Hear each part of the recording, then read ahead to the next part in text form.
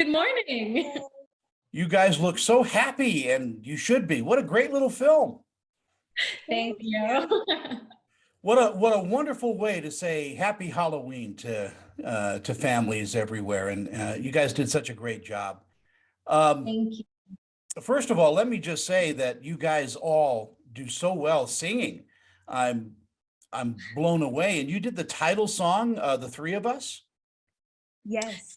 Yes, yeah, that's the three of us. Had you sung before together, or was this a first time? No, this was our very first time singing together. Yeah, Nickelodeon or Monster High the movie really brought us together, but we've all had some singing experience in our past. Well, let's start. Well, I'm going to start with Miia. Tell me a little bit about Clawdeen and how you got into the role. Sure. Yeah. Also, my name is Miia. The two eyes Oh, really trip people up. So no worries. No worries. But yeah, so I have the honor of playing Clawdeen Wolf, who is half human, half werewolf, starting her first year at Monster High. And I mean, getting into the character, I grew up loving Monster High. When I was 8 years old at recess, I used to pretend to be Clawdeen. So I've kind of been preparing for this my whole life.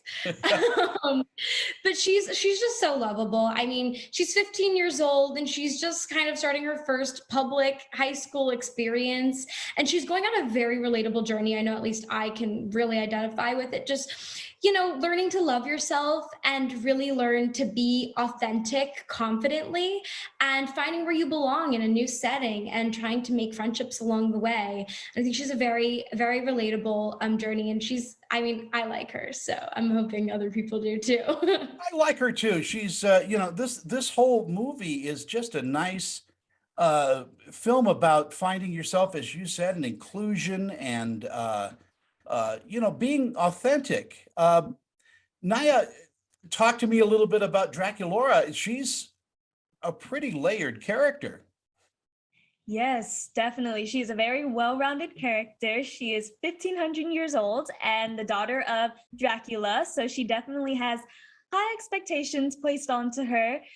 But she's very hyper independent and she doesn't feel like most monsters understand her. So when she first meets Clawdeen and Frankie, she doesn't warm up as quickly. But then once they find out that she does witchcraft, which is a human practice, and Monster High does not like humans, they find acceptance in that and they accept her for who she is. And she breaks down those walls of hers and finds really amazing people and learns to accept herself.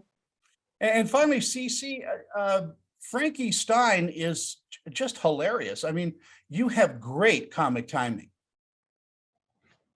Oh, thank you so much. I love doing comedies. This is like my bread and butter. It's my favorite thing to do.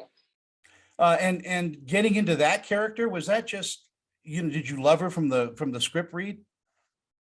Oh my gosh, absolutely. Okay, well, I had just started my transition as a trans person, and I was really nervous that I wouldn't be able to like act anymore. I was like, will I lose my livelihood?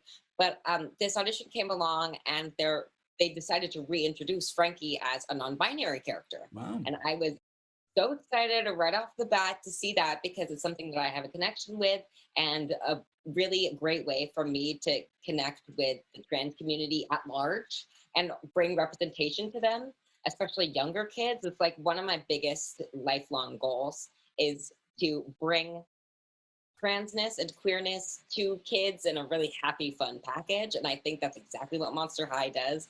Frankie is just a super bubbly, lovable character that I think everybody knows somebody who reminds them of Frankie Stein. And I think having such a lovable, generous and caring and loyal character be represented as non-binary is going to change a lot of people's perspective of what it really means to be trans.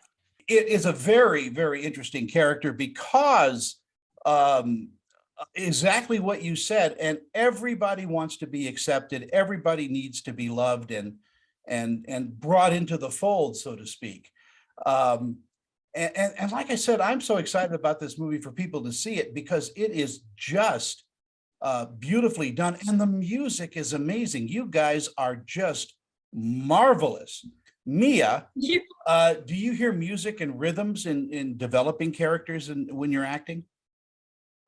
Oh, that's such an interesting question. I mean, I love music, and part of the music that I love the most are the lyrics. I am a songwriter myself. I think songwriting is like the most therapeutic activity I've ever encountered, and that kind of feeds into my love for writing. And so when I have characters, I really like to take that into consideration, more the lyrical side of it, and I really like to write as my character and kind of journal from their perspective. And I think finding music that your character can relate to can really help you step into that. And I think, got really lucky with this project because Clawdeen has songs and songs that are made for her. So she relates to them perfectly. And I think when I listen to Coming Out of the Dark, I really feel her thought process and how she's feeling. So it's definitely a helpful tool. Ceci, the same question. Are there rhythms and cadences in taking on characters? Absolutely. Pretty much every character that I do, that's the way that I get started with like coming up with the characterization is I take pretty much all of the lines that I have and I sort of put a rhythmic canter to all of them. And Frankie talked a lot and very fast. So it's very helpful in learning all of those lines to have sort of a rhythm underneath that keeps me in line. And Naya, same question. Does music play a role in you developing characters? Absolutely. So I started off as a singer before I was even an actor. So I think my music ears are always on no matter what I'm doing. So when it comes to Draculaura, I feel like I set a certain tone for her. So when in the beginning, I don't know, I thought about this actually a lot. So in the beginning, she kind of has more of a lower monotone voice. And then as you get to know her, she adds more color to it and she gets more excited about it. And then she goes to an upper register. And so I very much thought about that question. I love it so much. In our final moments we have together, I'll ask Ceci, what do you think audiences are going to take away from watching this Monster High? I want to call it Monster High the musical, not Monster High the movie, but it is so exuberant. Exuberant is totally the right word. I think besides the amazing catchy songs and the wonderful dances and the amazing fashion and makeup, I think what people are really going to take away from this is truly about acceptance and authenticity, and just knowing that the only way and the best way to make the best kind of friends is to be true to yourself. True to yourself, and no words were ever truer. Thank you guys so much for this. I know it's early in the morning for you. Thank you so much for your interview, and congratulations. And I want to see a Monster High the movie too. I want to see a sequel. Me too. Thank you. Right. Thank I'll you make so some much. phone calls. Thank you. Yes, you may have. Have a great day. Bye-bye. You too.